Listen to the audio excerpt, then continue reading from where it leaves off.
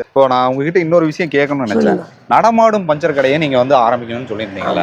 இப்போ நடமாடும் பஞ்சர் கடைனா என்னென்ன வண்டிகளுக்கு நீங்க போய் பஞ்சர் போடுவீங்க? லாரி, காரு, எமர்ஜென்சி ஒரு பைக் இருந்தாலும் அந்த நேரத்துக்கு போட்டு கொடுத்துருவீங்க. நம்ம தேடி வந்தாச்சும் போட்டு கொடுத்துருவீங்க. அது எப்படிங்க சார்ஜ் எவ்வளவு பண்ணுவீங்க? அது அந்த நேரத்துக்கு அந்த வண்டி வேலை செய்யும்போது ஒரு 100 ரூபாங்க, ஒரு 120 ரூபாய் வாங்கிக்கலாம். ஓகே, சரிங்க. அதே மேல பண்ண முடியாது. அது தப்பு வந்து கெட்ட பேர் வரக்கூடாது. உங்க அப்பா அம்மா நல்லா வளர்த்துருக்காங்க ஐயா உங்களை. நாங்க எல்லாம் பெரிய வசதி எல்லாம் வேலை செஞ்சு என்ன பண்ணிட்டு இருக்காங்க ஐயா அப்பா அம்மா? அவங்களே இறந்துட்டாங்க. எங்களே ஆள் பண்ணிட்டு இறந்துட்டாங்க. சரி சரி சரிங்க. இப்போ நான் பஞ்சர் இதுல சில விஷயங்கள் கேட்கணும்னு நினைச்சேன். இப்போ ஒட்டுறதுக்கு வந்து என்னென்ன யூஸ் பண்றீங்க?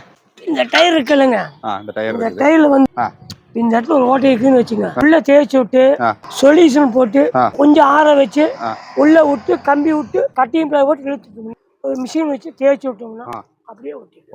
2+ இந்த மாதிரி ஸ்டிக்கர். ஆமாம். இது வந்து எல்லா 2 வீலர் 4 வீலருக்கு இதுதான் யூஸ் பண்ணுவீங்களா? இல்லைங்க, லாரிக்கு மட்டும்தான் பண்ண முடியும், பெரிய வண்டிகளுக்கு மட்டும்தான். ஆமாமா. இது வந்து 2 வீலருக்கு, 2 சக்கர வாகனங்களுக்கு. இது சைக்கிளுக்கு போடுவீங்களா ஐயா? சைக்கிள் போடுவாங்க, நாங்கள் போட மாட்டோம்.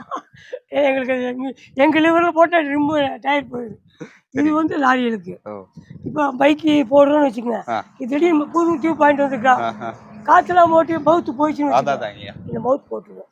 இதை போட்டு நாங்களும் மவுத் ஆல்ரெடி மோல்டிங் போட்டு புது தனியாக நீங்கள் அதுவும் வச்சிருக்கீங்க.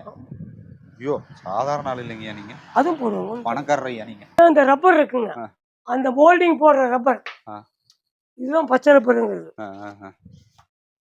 இதுதான் பச்சை ரப்பருங்க.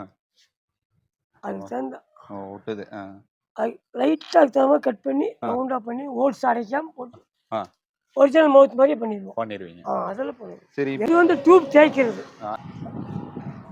இப்போ இது இருக்குதுன்னு வச்சுக்கோங்க, இதுக்கு மார்க் போட்டுருக்கோம். இந்த ஹோல்ஸுக்கு தகுந்த மாதிரி இந்த அழுக்கெல்லாம் எடுக்கணும். புரிஞ்சுங்களா? தெரியுதா? இந்த அழுக்கெல்லாம் எடுக்கணும்.